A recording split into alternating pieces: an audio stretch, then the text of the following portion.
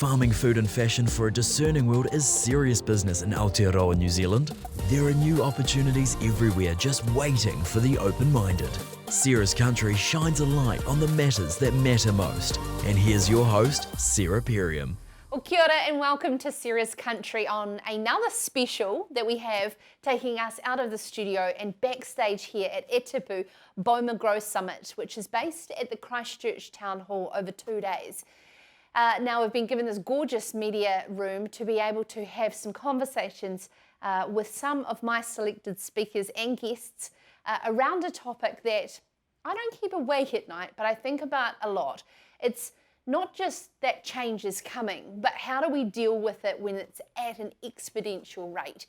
And I know that may sound alarmist and buying into the activism noise, but when you do come to these events of Boma, you do take away a sense of urgency, if anything else, of the information, of the tools and technologies that are currently fascinating the primary sector in our agri-tech. So coming up on the show, I am absolutely privileged to have some distinguished speakers from E Tipu, but also guests, to share with you their lens of how they see the world around the big burning question that I'm putting to them. How do we deal with this exponential rate of change? Well, coming on the show is Wim de Koning from Lincoln University. And what I love about Wim is he's Dutch, and I take that with absolute love, is that the Dutch are so honest around how they see things. And Wim has come here to New Zealand and is seriously knocking on doors and creating the focus for our energy future with the energy farm at Lincoln University, speaking here at Boma. Following on, we've got John Arrell from Farmlands, who has the Head of Enabling Technology. A really cool title, yet his focus for Farmlands is that if the farmers don't understand a way forward, and that is what is in it for me in terms of a financial future, then we will not have adoption of technology that is so wildly fascinating to us all. Yet to have that massive rate of change, that is what we need, farmer adoption. And then to close the show, Melissa Clark-Reynolds, who is the first independent director at Beef and Lamb New Zealand and the director on Atkins Ranch. She sat there thinking with her team around the boardroom with the claim that they are the most ethically sustainable lamb in the world. So what does it mean to be ethical? She unpacks this in her presentation at the E Tipu Boma NZ Summit. But also we discuss around the importance of courageousness when it comes to corporate governance. Yes, it's one thing to say, yet to achieve the rate of change, it is critical. First up though, Sir Ian Taylor. Ian, thank you so much for taking the time to be on this particular program, and it's a pleasure to see you again from all of these years. Ian, why have you taken time to be a part of actively moving the food and fibre sector, but our country as a whole, around this rising problem of feeding the planet and saving it at the same time? It's really cool. That's an interesting concept straight away. The planet doesn't need us to save it. You know, when you think the first steps in human migration began 79,000 years ago, we have been on this planet for the teensiest bit of time. You know, the world was already here when we turned up, Papatuanuku, and it had done pretty well. So we're not here to save the planet. We are here when the whenua is well, the people are well. What we are, if we want people to be well and to stay on this planet, we have to ensure that Papatuanuku is well. And I think for me, COVID has been one of the great lessons for us. I'm starting to talk about this thing that Papatuanuku breeds. And Papatuanuku sent us messages during COVID. And, you know, the question is, have we listened to them? Are we listening to them? One that relates specifically to what you're talking about is that when we went into lockdown for almost 6, 8, 10 weeks, the only thing we spent money on was food. And what do we do well? Or what did we do well? We grew food. The second thing was that the companies that came out of COVID the fastest were the companies that were in technology, were on that electronic highway, companies like ours that were able to shift really quickly because we weren't physically caught to anything. So one of the opportunities here is how do we bring those two things together? New Zealand has led the way in the way it's handled COVID. Now it's built this brand.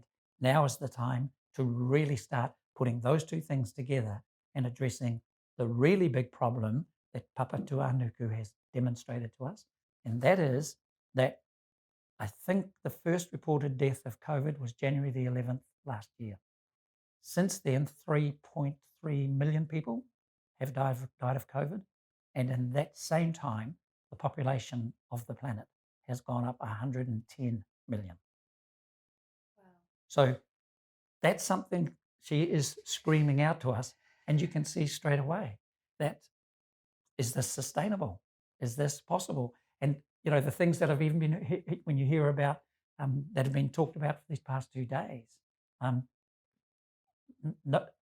the core of it all is the fact that the population has gone up 110 million people in the time we've been fighting this thing called COVID. You don't fight Papatūānuku, she will always win. And the other thing too, I really like to set the scene with your global involvement with technology from a little place at the bottom of the world called Dunedin that's reached and touched every edges of the earth. There can be a rhetoric in the primary sector that it's not New Zealand's job to do, whereas a nation of 5 million, we can sustainably feed our own people and more. So how do we need to ensure that our attitudes change towards our role in being involved in this problem? So again, I go to my Māori culture, he waka eke noa. We are all in this waka together. And the waka I'm talking about is planet Earth, Papatūānuku.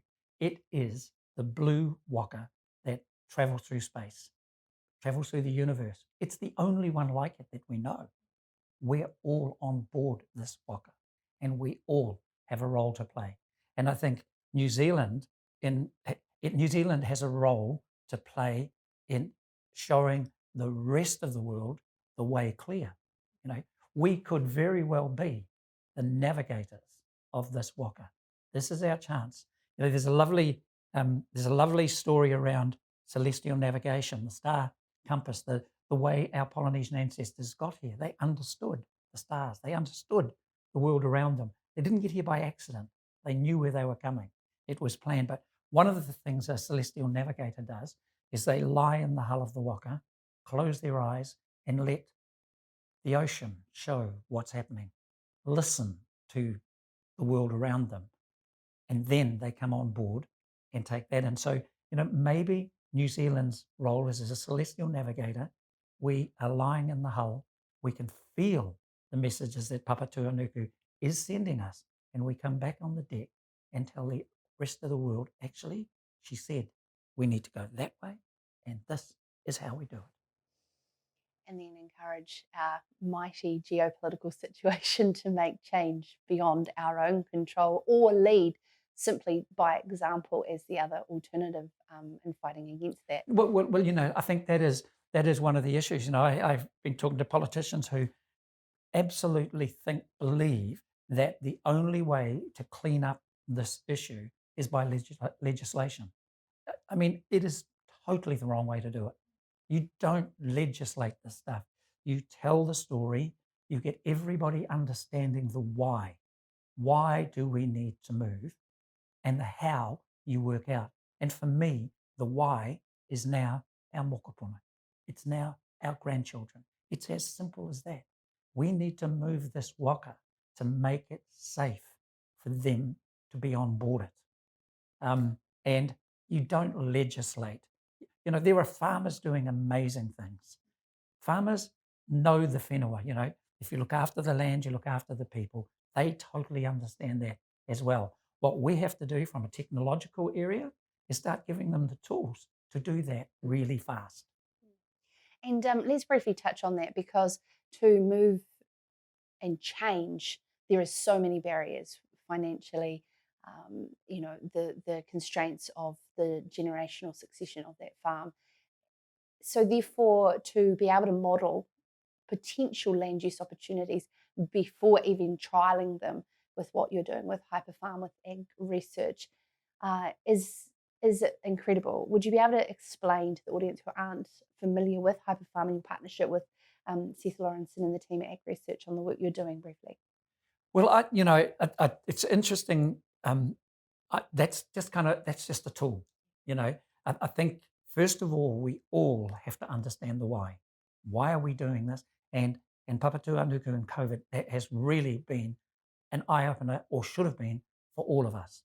Now, one of the things is that everyone talks about the need for new technology. The technology has always been there. We just need everyone to agree on the why.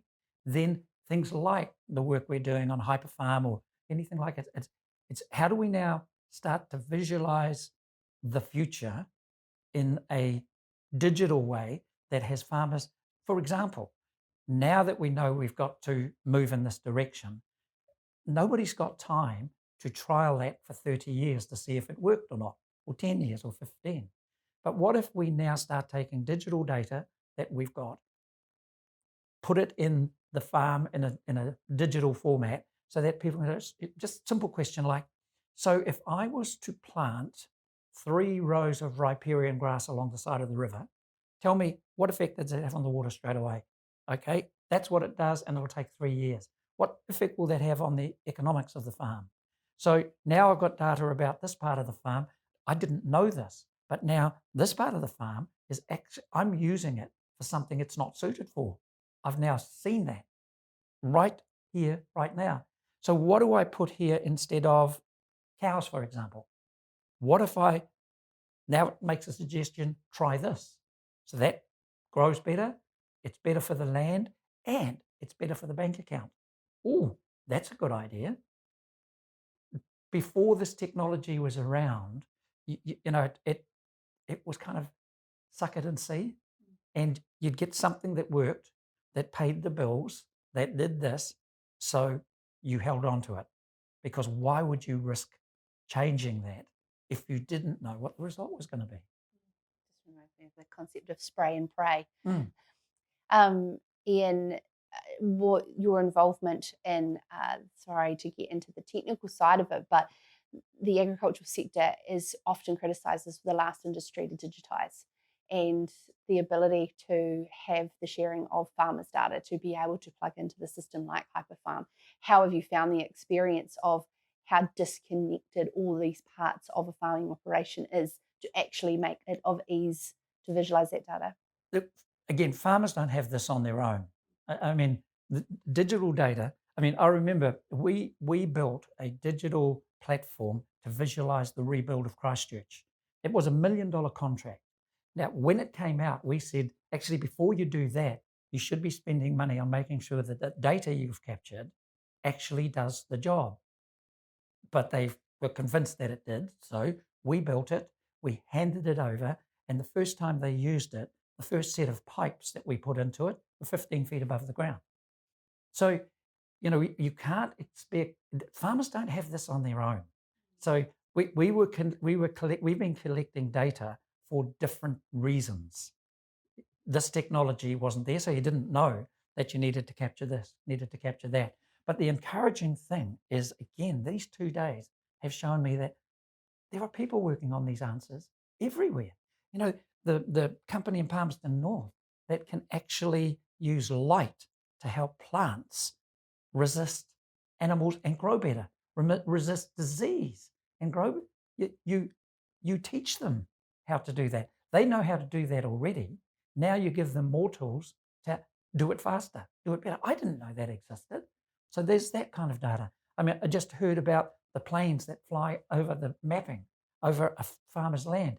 He doesn't even know the planes are up there, or she. They're up there. But this is saying, actually, that part of the land would be good for this. That part of the land would be good for that. So let's not look back to the data that we used to have. Let's start looking about what is the data around that will help us. Mm-hmm. Thank you so much for your time, Ian. I really, really appreciate it. And it's particularly setting the scene on this episode around how do we deal with exponential change. And the thing is actually appreciating the exponential change itself to therefore move us, and also to deal with that, also where our role is and how we can fit within that, to actually make a clear decision and a clear pathway, as you said, that celestial star, to navigate our way through this. Yeah, so I mean, it comes back to the first point I made, in that in the time you and I have been talking, the population on the planet has probably gone up about 30,000 in the time we've spoken. Now, we have to do something about that, because every farmer knows that there is only so many animals or crops that you can grow on a piece of land. And yet, the biggest lesson we're ignoring is the speed of the population growth. Well, great way to set the scene. Thank you so much for your time, Sir Ian Taylor. Coming up in this Opinion Maker on Serious Country, based backstage at E Tipu, Boma Grow, around how do we deal with exponential change. We will discuss further with Wim de Koning, the Director of B-Link Innovation based at Lincoln. One of the first things you learn when you live out here is where to shop and the things you need to live out here. like electric fencing, or horse feed, or bee suits, children, chook food. Do you want a couple of these? Or something stylish to wear. Not everyone's got stuff like this. But at Farmlands we do, and then some. So if you need anything to help you farm, Grow, milk, drench, rear, come on in. because we're out here too. Continuing on our Serious Country Opinion Maker backstage here at E Tipu, Boma Grow, we are joined by the B-Link Innovation Director. Now, B-Link is based at Lincoln University, an innovation hub for food and fibre and agri-tech here in Canterbury, and also involved with Lincoln University as an academic professor as well. Is that a nice way of putting it, Vim? It's absolutely beautiful. I think I'm actually going to print it out and frame it. How is that? Wim de Koning joining us now on this particular theme around how do we deal with exponential change. And we've heard from some of the other speakers, and Wim himself also presenting here at the event. Before we get into summarising more around what Wim's presentation was about to the audience today, I just sort of want to probably touch on your overall takings from some of the speakers, but also the networking with the people that have been here around sort of the sentiment and where people are at from what they're hearing. Oh, I think it's an amazing event, but I'm probably not the first that would actually say that. What I like is you have a very broad range of diversity of people in the room, and they are eager to listen to new ideas and new methodologies and new ways of looking at issues. And I think that brings a buzz and a vibe that is really valuable for the primary industry here in New Zealand. I just want to probably touch on your background, coming here from the Netherlands and being involved with Wageningen University. The Netherlands are extremely progressive in the future of food and fibre and agri-tech. Where do you believe we are positioned as a country in comparison to the Netherlands, of our understanding of the rate of change that's coming at our primary sector? Oh, that is a good question, Sarah. It's like sometimes people say, well, New Zealand is really behind. Well, yes, but we are on an island. Whereas, of course, you're the gateway to Europe, you are much more visible, and you need to adapt quicker. So yeah, there are definitely differences, but the beauty of that is that we can, here in New Zealand, we can look around, we can see what is available, and we can pick and choose for what is really applicable to our situation, because New Zealand is different from anywhere else. Although the problems, climate change, CO2, etc., are similar, solutions will need to be focused on our own situation here in New Zealand. And when we talk about exponential rate of change, as opposed to accepting change, but yet accepting the level of change, and the students that you're dealing with, as well as the innovations that are coming through, like we saw in the incredible Food and Fibre and Agri-Tech Supernode Challenge that Christchurch NZ ran in conjunction with Think Lab and B-Link. are we moving fast enough in our acceptance of this change? Oh, again, you're asking really good questions this morning, Sarah. Coffee. It's the coffee. Again, if you would ask me, no, we're not moving fast enough. Because if you look at that, we need to be carbon neutral by 2050. And if you look at, for example, if a farmer or an industry needs to make an investment, most probably that investment will be there for 10, 15, 20 years. So in other words, if we need to make that investment to make sure that we become carbon neutral in 2050, that investment needs to be prepared as we speak. So if we then still thinking the old way, yeah, we are getting into a time pressure issue. So a great way to continue on in the work that you're doing with the Lincoln University Energy Farm, but not just particularly that project, but the world it's opened you up into, which is the disconnected nature of New Zealand to get decisions and projects underway. Would you be able to share with us, one, where your focus is with this project and the frustrations you've had along the way? It's like, yes, frustrations, but that's what I do when I get home. I talk to the home front about my frustrations, but in my work day, I like to look at them as challenges. It keeps a smile on my face and keeps me something to do. Now, I think the biggest issue that we're facing is social acceptance. I think if you would ask people, are you willing to make this world from an environmental point of view a better space, then everybody would tell you, yes, please. If we're then going to tell you, well, I'm going to put a biodigester 3 kilometers from your house, they're like, no, not in my backyard. Or if we say, well, listen, we need to look at the diversification of how we produce energy. And for example, we look at windmills, and then the experts will tell you that the windmill needs to be a certain height to get a return of investment. But the local regulatory bodies then basically say, no, it can't be, because the height is a maximum of X, which is lower than where the return of investment is. So those are still challenges that needs to be resolved. But I think everybody is on a really constructive journey to get that done. And in my opinion, it's not going fast enough, because I don't think we will meet 2050. And this is not me being pessimistic. No, this is me being engaged to make sure that we gain that social acceptance. And so with the Lincoln University Energy Farm, what will we be able to sort of take the learnings of all of these different types of ways of being able to farm, harness and utilize energy in a different and more regenerative way going forward? Yeah, the cool thing is we're going to create a toolbox. And in that toolbox, we're going to demonstrate, or we're going to do three things. We're going to demonstrate and show new technology. We're going to demonstrate and develop new farm systems. And below that, of course, we need to do something about capability development. So, because if we could create new technology, new farm systems, we need to make sure that there is a workforce there that can supply that. I think the beauty of it is that it's a really collaboration between the Crown Research Institutes, like, for example, Ag Research, the Ministry of Primary Industries, the university, but also a tremendous amount of industries that are already collaborating.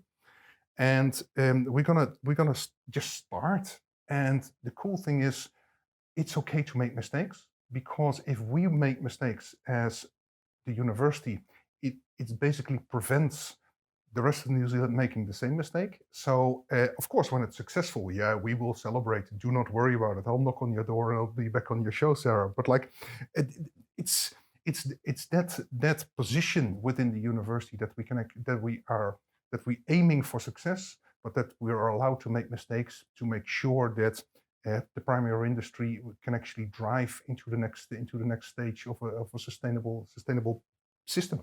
And that freedom, because farmers, I always say, only have X amount of summers in their lifetime. To trial things all the time and have those failures is just too much for them to do individually on their own selves. And so to take that away and produce and have those failures under that type of demonstration farmers. Oh yeah, it's so important, because like Farmers, I could argue, they're asset rich and cash poor. So in other words, if they need to invest, the investment needs to be first time right. They can't play around because the cash is so scarce in their business model. So we need to make sure that we give them the information and the data and the exposure and the demonstration and touch and feel like, okay, if I'm going to invest in this piece of equipment or in this technology or in this farm system, it will actually yield me a sustainable future and without the guesswork. So when it comes to, we're continuing to discuss around the rate of change within the world, and the world of academia lives and breathes this every day. You talked about social acceptance. Have you seen examples around the world where science have been able to communicate the importance of social and public being able to accept the reason for adopting the science and the technology that is already available? I think there is a lot of technology already available around the world, but it's also about leadership, and I think Lincoln University is doing a tremendous job there. And you could argue, well, you still are using coal to heat the campus. So how can you say that Lincoln University is doing great? Well, it's all about what do you have now and how are you actually gonna transform into a new system. Lincoln University decided that they were gonna excuse me, that they're gonna electrify the campus. So that basically means we're gonna phase out the coal boiler and we're gonna put in alternative energy sources. But it doesn't stop there, because if you then have the ability, like we're now having, to redevelop the campus, because after the earthquakes the campus suffered, and we're actually rebuilding the campus, but we're rebuilding that campus with the latest technologies in how to insulate buildings, how to look at sustainable water use, how we're going to look at our waste.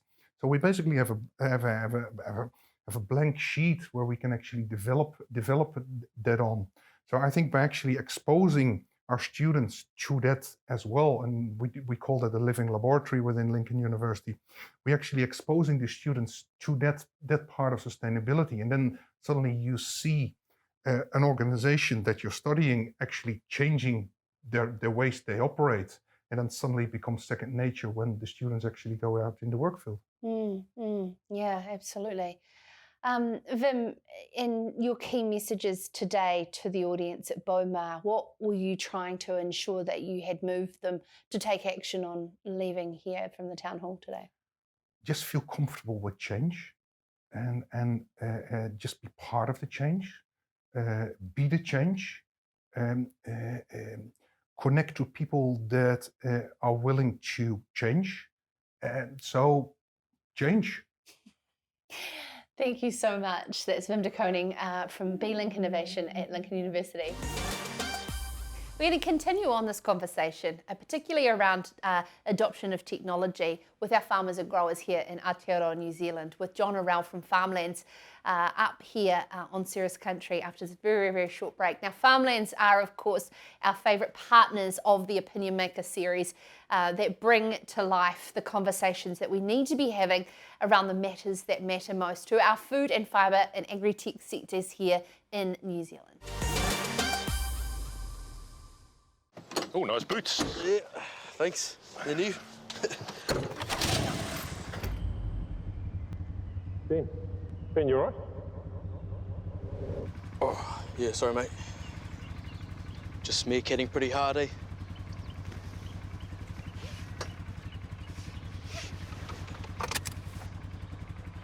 Yeah. I just said to myself, Ben, work hard. You deserve new boots.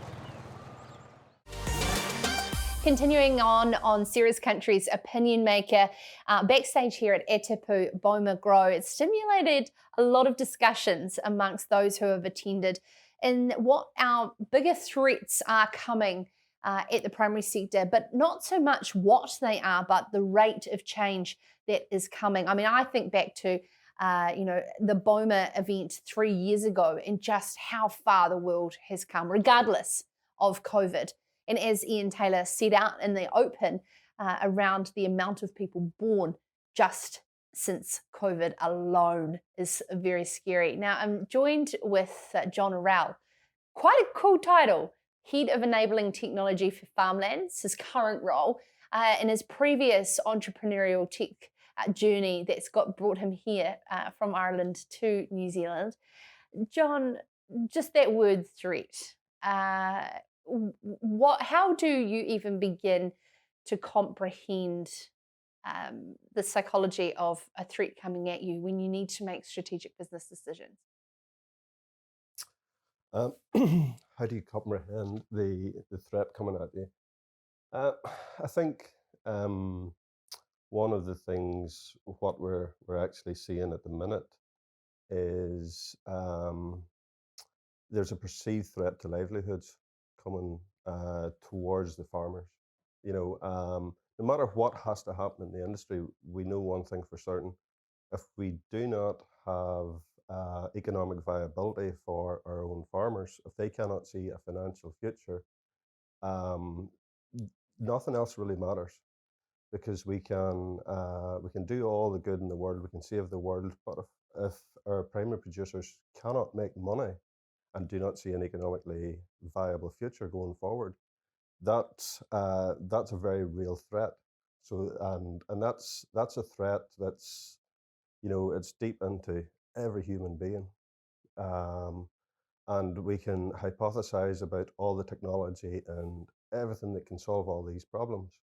Unless that gets translated down to the ground and empowers the farmer to actually be able to look at where his business is going and how he can sustain his livelihood, the technology doesn't actually matter. So I think the threat, there's a perceived threat out there. I think there's a really good pathway forward from it. But it all starts with actually just quantifying, you know, how do we move forward in this? How does myself as a farmer, how do I have an economically viable future? What about looking at the signals around the world and saying, well, what about if I can capitalize on this threat, actually pivot my business to change, to capture the opportunity of these threats? It's a big ask to move around a SWOT analysis to turn that around, but there is many businesses that do that on a regular basis, the successful ones, from good to great. Mm-hmm. Yeah, I think one of the things that's common really across, you know, over the past 2 days within the conference is we're not actually looking for incremental improvements. We're actually looking for industry transformation. You know, it's been very clear in a lot of the messages that's coming across. And I think what the primary industry need to do and the producers need to do, one of the talks we're in there just at the last session was we need to start looking at, you know, who's on the fringes, who's actually looking at doing things completely differently. You know, who's the thinkers that are looking at the problems from a different lens? What are they doing? How can we actually learn from those people, and how do we create critical mass? Because the same thinking that has caused this problem isn't going to be the same thinking that actually gets out of it. So we need new thinking, we need new ways of actually looking at problems. One of the things, you know, noted down from Nicole Masters, you know, talk today, which I thought was really, really good, was when you change how you look at things, the things you look at actually change. And I think that is the challenge we face. But it's not only a challenge that we face within agriculture and how we produce our food, it's actually a change in humanity. You know, with another speaker yesterday saying that, you know, we have to work with purpose, and it's not an innovation dilemma we have, it's a moral dilemma now we have, you know, which will feed through into innovation, because I think we have enough brains and there's enough innovation and technology out there. We can solve all the problems that's out there. It's all about mindset now. It's all about seeing how do we move forward. It's interesting. It's a common theme that's been discussed throughout this particular show as well, is it's more about social acceptance, that moral dilemma. And I know that, you know, in the environments that farmers and growers live in rural communities, there's a sense of tribalism to survive within those communities, and to have that critical mass move forward. We still have to sort of somehow support the movement in a critical mass, as outliers will always be there in every movement, and that one dancing crazy nut is always what starts a movement.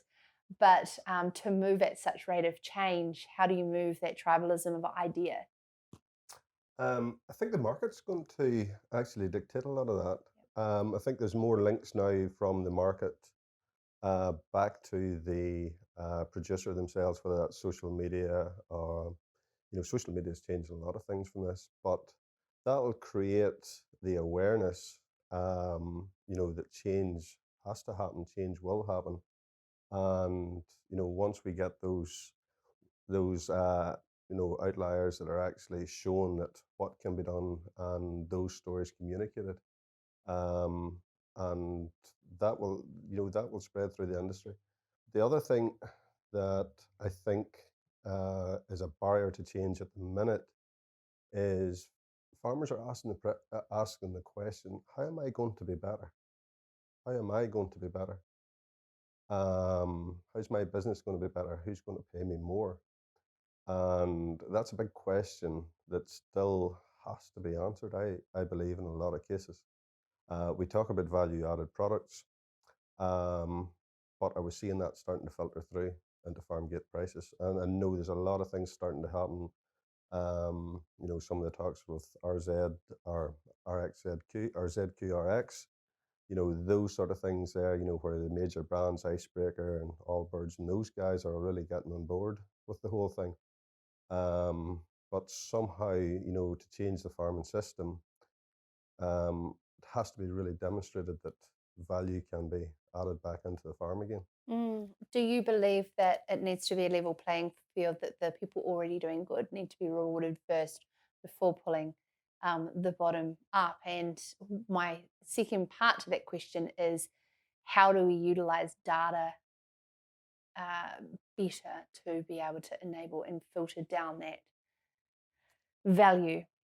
I think the people at the top, um, you know, the early adopters, the innovators in the industry, what they're demonstrating is that they are supplying what the consumer wants. You know, so they're listening to the trends, they're listening to the signals within the market, and getting on board with that. You know, looking at how do they provide exactly what the consumer wants. And but the other side of that is to actually do that, they're changing their farming system. So they're looking at it more of a low input system. They're looking at regen ag. Like we've heard regen ag mentioned probably 3 times in every single talk over the last 2 days. You know, they're moving to that, but they're looking at their profitability and they're looking at different ways of doing things. And I think, um, you know, so those early adopters in the market will start to show and start to prove things. So it's it's a funny thing when you look at adoption of anything new, any technology. Like I remember back in Ireland, you know, as a young chap growing up, and the first 4-wheel drive tractor came in, you know, to the country, and so everybody talked about this tractor's 4-wheel drive. Why have you got a 4-wheel drive tractor? If your paddock's too wet, you shouldn't be in the paddock. You know, if you need it to pull a big implement, then the implement's not big enough. But it was visible, and everybody saw what was happening. And gradually, people talked about it, and you know, they said, "No, I don't need that, don't need that." But if you look at the adoption of that right the way through that cycle, so it's now the norm. You know, so gradually people started to see the benefits. I think the challenge that we're going to face is the product adoption cycle, or the cycle for change is getting shorter and shorter and shorter. And how we navigate that is going to be it's going to be an exciting journey. And it's interesting the discussion yesterday around the cost to not change is now being discussed. That the IRD have introduced, the cost of future risk within your balance sheet, and bringing in that the way, the discussion around Sinlay's situation, for example. I mean, it's just a way of everyone wants to get their timing right, don't they? But at the same time, with things moving so quickly, I think that you can fail faster and get back up faster because there's so many opportunities to not be either too early or too late, potentially. Yeah, so but you have to look at it then from another perspective. Look at it from the farmer's perspective, where they grow, one crop per year. So if a farmer works on his farm for 40, 50 years, they have 40, 50 attempts to get it right. And to change and not be successful for a season is really, really, like, that's crisis point for a farm. So that's one of the challenges that I have to start and navigate too. It's one of the things when I was running a software company. It was really I just took it for granted. You farmed, you put a plan in for a season, you saw how it went, you learned from one season, you moved to the other season, and you improved.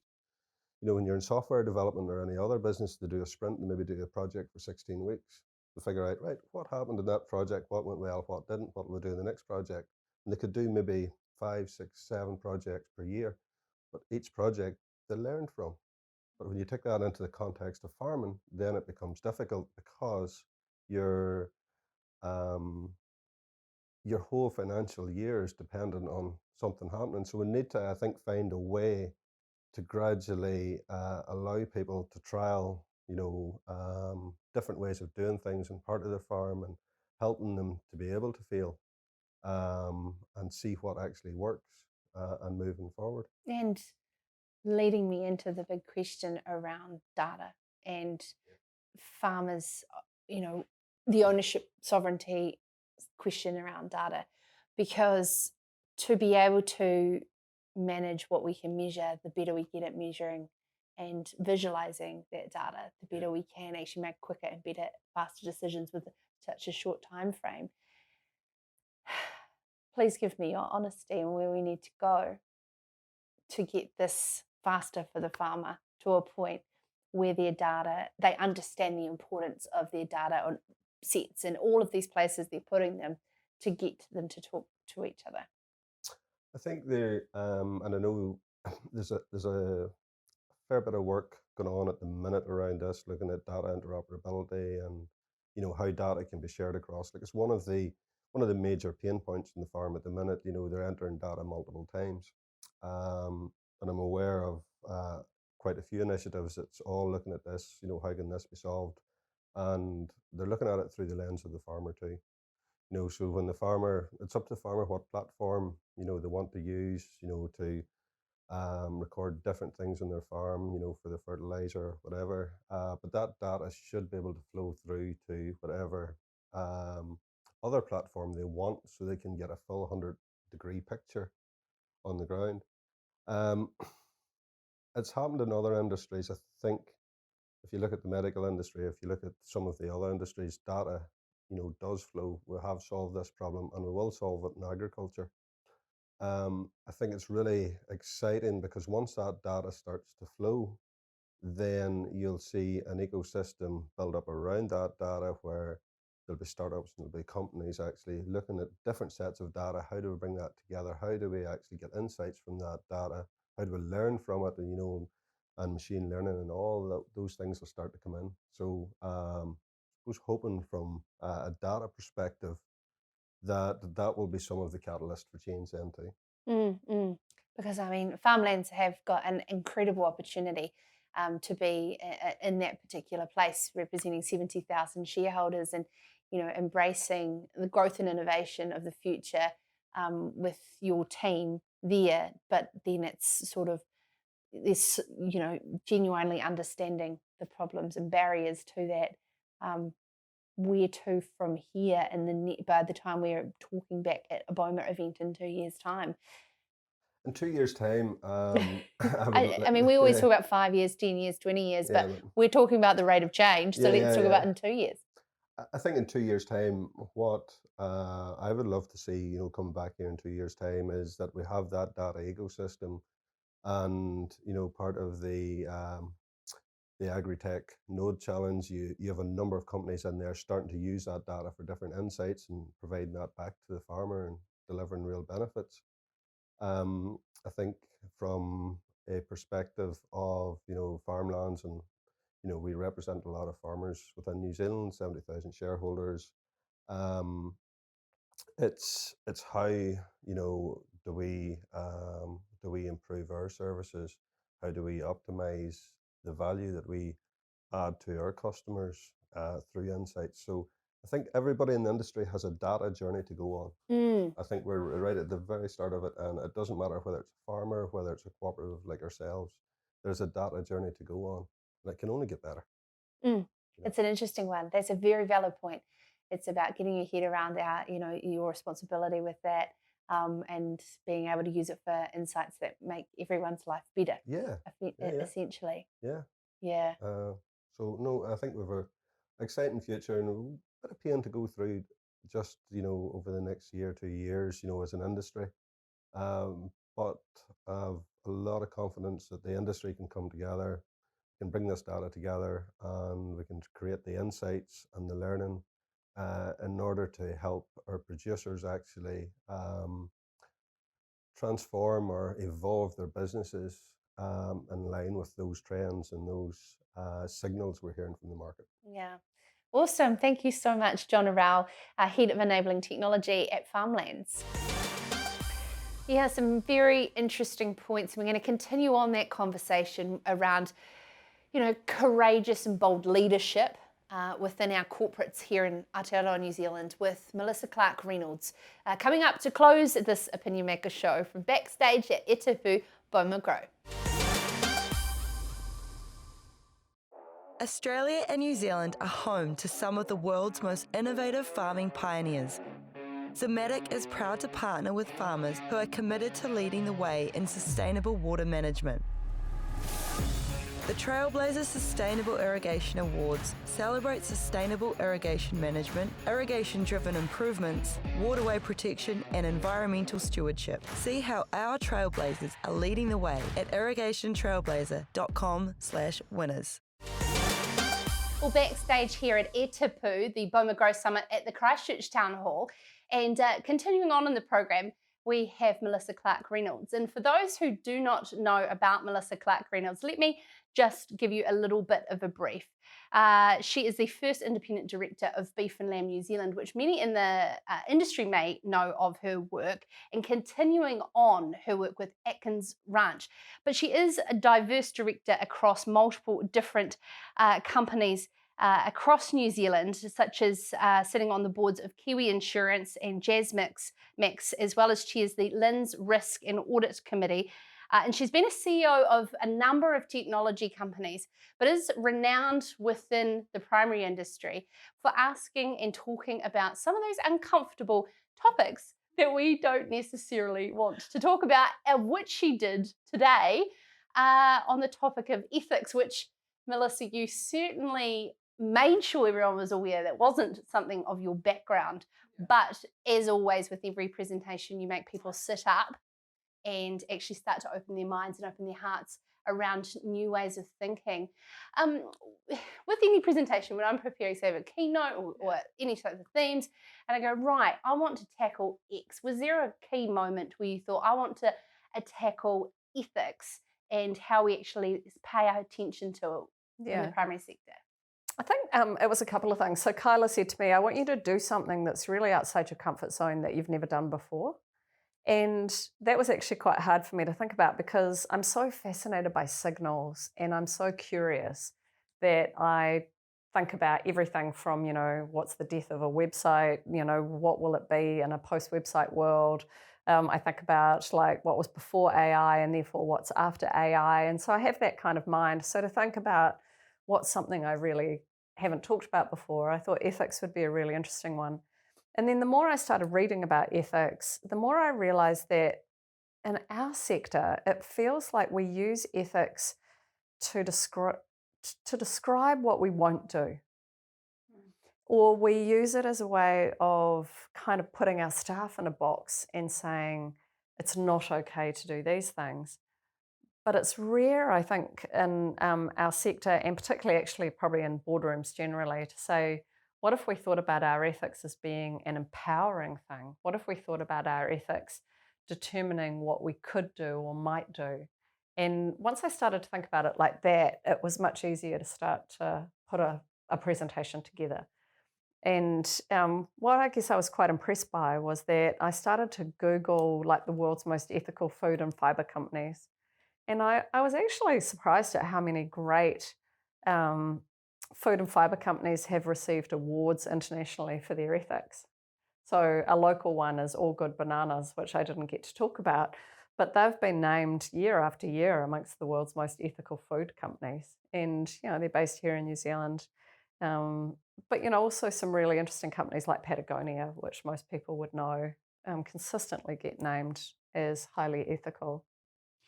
It's interesting in the New Zealand food and fibre sector, us wanting to obviously move at the rate of change that's coming at us because consumers are demanding it, but also walking the talk being the mission statement on the website. Yeah, and I think this is an interesting one for us as board members is, you know, I've designed and I teach courses for the Institute of Directors on strategy, and I teach part of their 5-day program, the strategy section of that, and I wrote it. And we always come back to this idea of purpose being the most important thing. You know, Simon Sinek says start with the why. And I think for most companies, if you have a coherent why, it makes it easier for the rest of the strategy to come together. So whether it might be something like feeding the world, Atkins Ranch, and this is where it's challenging, right? Atkins Ranch, ours is for the love of ethically farmed lamb. Now, this whole talk for me has been very challenging around what is ethics. And we define ethics as being, you know, good for the land, good for the farmer, good for the consumer, and good for the animal. Well, that's all very well, but we have, our animals have fantastic lives until we kill them and eat them. And somewhere in there, I can see how future generations might look at us in horror and go, hang on a minute, you describe being ethical, but at the same time, you're killing the thing that you say that you've given a great life to. And I don't know how we manage that dilemma, you know, and that's why I want to be clear that I didn't give a preachy talk. No, I gave a certainly talk didn't. about how we might think about some of these dilemmas. And, you know, other dilemmas that are out there is thinking about formula. You know, how do we deal with taking away a cow's baby to feed babies? Now, I didn't actually raise that, but I was expecting it to come out in the discussion. And these are big, hairy questions, and we don't have straightforward answers. And it's interesting because I live in two worlds. One of interviewing very heavy change makers that are making incredible insights for us of what's coming, yet at the same time, the rhetoric that's happening within our farming community, which is, oh, well, the world needs more protein. If they don't like it, we can sell it to someone else. And this actual ability for our primary sector to deal with the exponential rate of change that's coming at them. What has it been like when you have sat on different boards, one being Atkins Ranch, which let's say was similar to something I heard today, was the wedge at the front that's opening doors, yet you also are part of an independent directorship on beef and lamb, whereby you're only as good as your lower common denominator. And I don't agree with that. No, I mean, look, I've actually finished my term on beef and lamb, but I love that organisation. It will stay in my heart for the rest of my life. And, you know, last week I did 2 farmer presentations, beef and lamb events, so I will always be part of that family. But I actually think that it was a big risk for beef and lamb to take someone like me on. Do you know, like I've campaigned around palm kernel expeller on Twitter, and I'm willing to have some of these really hairy conversations. But at the same time, deep down, I love New Zealand farming, and I have this real desire for New Zealand farmers to win. And I actually think the whole world needs our farmers to win. So I don't think of beef and lamb as crusty at all. I think of beef and lamb actually as being quite courageous and pioneering. And I look at what they've done around water and what we've done around climate.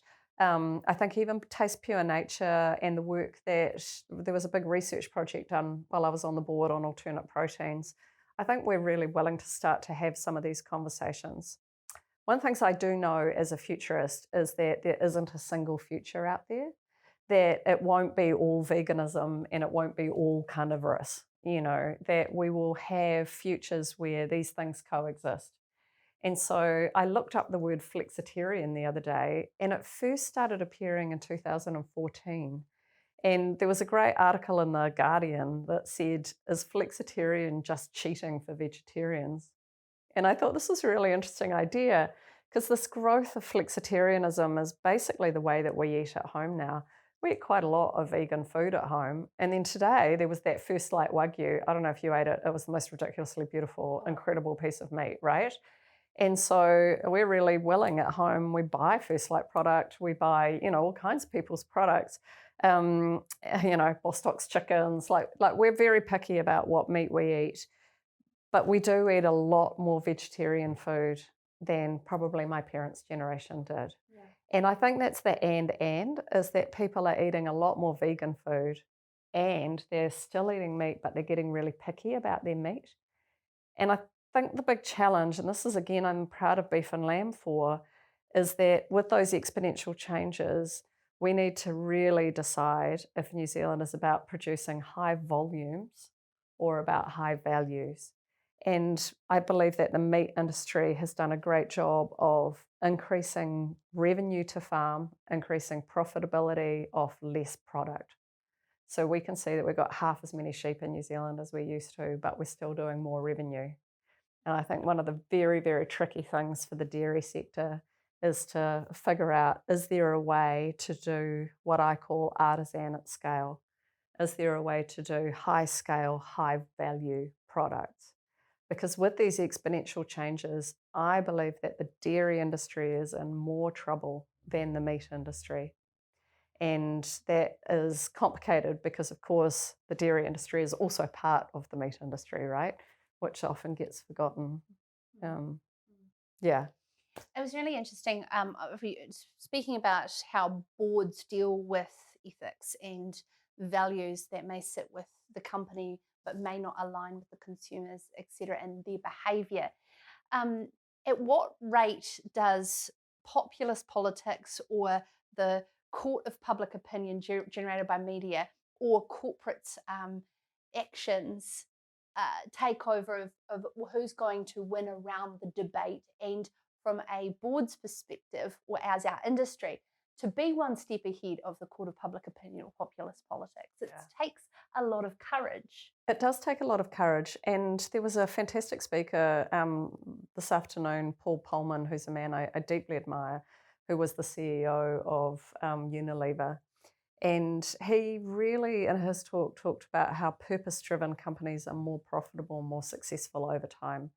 And I really believe that. And I think we need to stop and have a look and think about what our purpose is and align our values to those.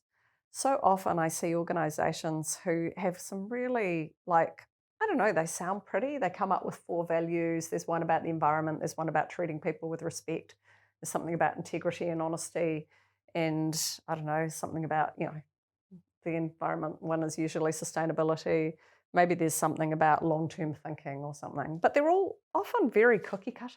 Do you know? And so you could pick up half a dozen of our large, whether they're the actual like agri-businesses. So it might be the suppliers or the producers, might be the producers of our fertilizers or the producers of our seed or whatever it is. And those companies, a lot of them, their values are very interchangeable. And I actually think there's a competitive advantage to be had by taking a stand. And so by taking a stand and saying, you know what, like Palmo did with palm kernel, I think there's a competitive advantage to be had for our big corporates and our agribusiness corporates to say, we're going to take a stand for climate. We're actually going to take a stand for the planet. One thing I found really interesting, I've become a real fan of Kate rawa whedonga economics and where environmental and economics intertwine. And behaviour change can be all well and good in talk, yet how that company's financed and governed completely dictates that. And when I look at some of our large corporates or cooperatives, the reason they come into existence is not the purpose they need for the future. Yeah. Yet that's what's demanded of them still. I agree, and I have so much compassion for those boards, right? So you come in, and maybe the reason that co-op was created was to sell as much milk as you can, right? But what the future needs is something else. And I look to a company like Nestle for this, right? So Nestle started out as a dairy co-op, right? And then what happened is it became vertically integrated because they realized that if they bought into the chocolate industry, they had a place to sell their milk. And of course now, Nestle is a massive company. But one of the things Nestle did is a few years ago, they redefined themselves as a nutrition company. And they said, their purpose now is not the purpose when they were formed. The purpose now is really around global nutrition. And the board woke up one day and went, oh my God, then we better sell all our confectionery businesses. And that's what they've been doing. So they realized that it was no longer coherent for them to be selling sugar if they were a nutrition company. And I think that's where courage comes in, is that we have to take a stand sometimes and go, well, are we about selling our product? Are we about taking a stand for the planet? And having that internal communication just as much as external communication to have buy-in, that becomes the culture of your company, not just the mantra of the CEO of the time. Totally. And I think one of the other things I talked about in my talk is that I sit on boards and, we measure the CE's performance, and we look often at that list of values, and we require the CE to implement those values into the company. But we think of the culture as being CE down. But I know that in the roles I've had where I've been CE, the way the board treats me ought to be the same as the way I treat the staff. And so what I've seen often, though, is that the boardroom culture is not the same culture as the culture we say we want in the organisation. And I think it's very important that boards start to think about themselves being part of the culture of the organisation too, and that they need to live the values in the way they interact with each other, the way they interact with the CE, the way they interact with stakeholders, shareholders, and so on. And I think even a simple change like that would partly make boards realise that some of those values are bogus, but it would also, I think, make them think perhaps more compassionately about how the organisation is run. And lastly, this is not a gender fueled question around it when I say the word diversity of boards, but the diversity in the workshop after your presentation of how people all saw an ethic issue differently from their different experience or background or involvement close to the issue or not. The bravery to have diversity, to see ethics differently is really, really important. And you brought that up really apparent today. And, I liken it to the Wall Board getting an international gay fashion designer on. Like, when will we get to a point where we see diversity for what it is for the improvement of corporates' roles within society? Yeah, I mean, yes, right? What struck me today was that I asked the room a binary question. It really was where there pick was A no or either pick B. answer was right. Yeah, neither answer was really right. But what I loved was that the room came up with 6 answers. So even though I only offered them, do you want A or B, chocolate or vanilla, they came up with 6 different scenarios, all of which, could be acceptable. And I think that's where diversity gets you, right? Diversity gets you different points of view, different ways of looking at it. I hate this word diversity of thought. I just want to say, it's often an old white guy's way of saying we don't need people who don't look like us here because somehow we disagree with each other. You actually have to be brave to bring in people who are not like you. So like Beef and Lamb bringing in me, Atkins Ranch bringing in me, Alison Jews on the Pamu board. Alison Jews, I look at, there's some phenomenal, Māori women coming through, and we have to be prepared to be changed, and I think that this is the willingness to be transformed by bringing new people in is what courage really looks like. And so, you know, I know on the boards I'm on, like I was deputy chair of Radio New Zealand, I chaired the people committee, I did everything I could to get diversity onto that board, and we did, you know, so, and I don't think it has to be like a pick and mix approach, I'm not meaning that, but there are so many competent people out there now that we can go, you know what, I need a young social media savvy woman, you know, who understands agribusiness, and we could probably go find them, right? Or you could say, I need a Māori, someone who has been in the fishing industry for 20 years, who's been at a senior level, and we could find them. And I think that's part of it now too, is that no one wants to be there because we needed a woman, right? But at the same time, there is so much talent that is going to waste that we can't just look for diversity of thought. We actually have to go and get diversity of background, diversity of worldview, you know, and gender, ethnic, sexuality, the whole lot.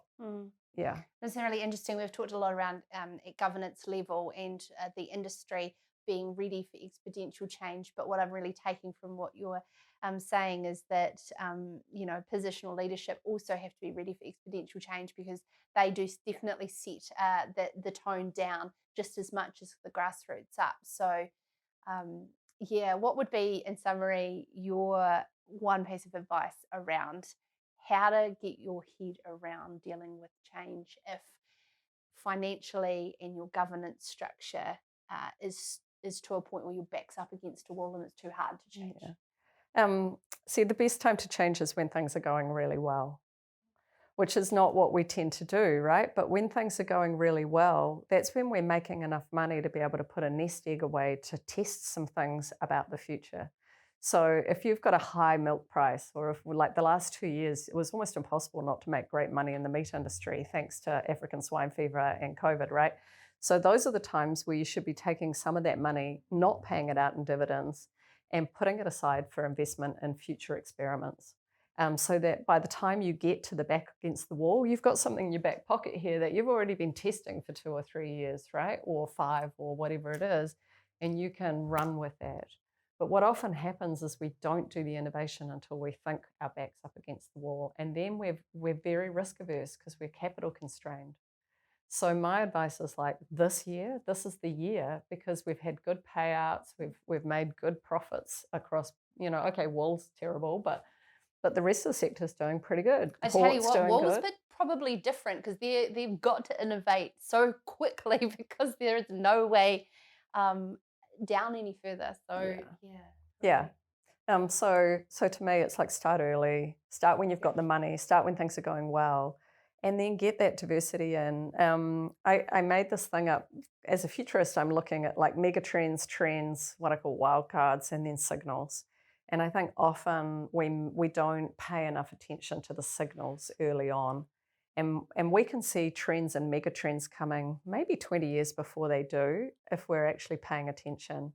And so whether it's the rise of veganism or climate change or animal, you know, big debates around animal welfare, these have been building for a long time and they shouldn't be a surprise to a board. Or modern slavery, you know, workers' rights, any of that, water quality, these are not new issues.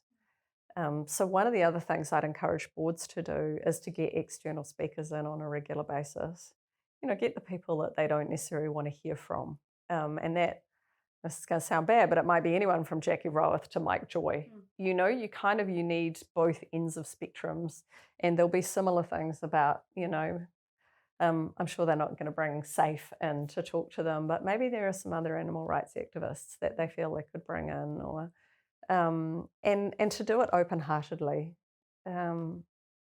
And it's interesting. I remember at Boma last in 2019, you talked about creating a subcommittee to hack your business and have one of your directors sit on that to actually have that reality check of those trends that are coming at you. Yeah. Thank you, Melissa. Oh, it's a pleasure. It's always a pleasure to talk to you. So good to catch up. Yeah. Thank you very, very much for your time. No, you're so welcome.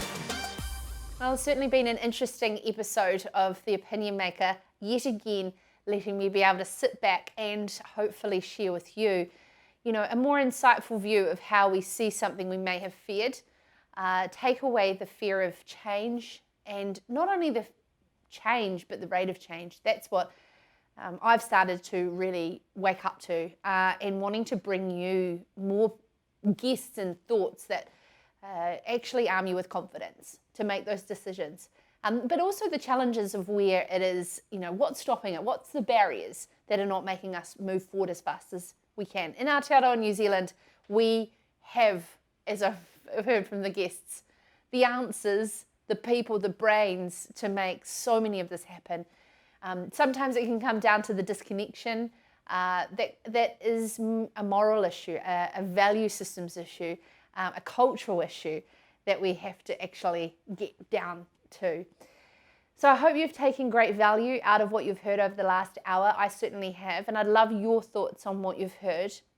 Please send me an email, sarah@sarahscountry.com, at any time around any suggestions, not only of guests, but also too around topics that you really want us to dive into. And also feedback on anything that you may have heard.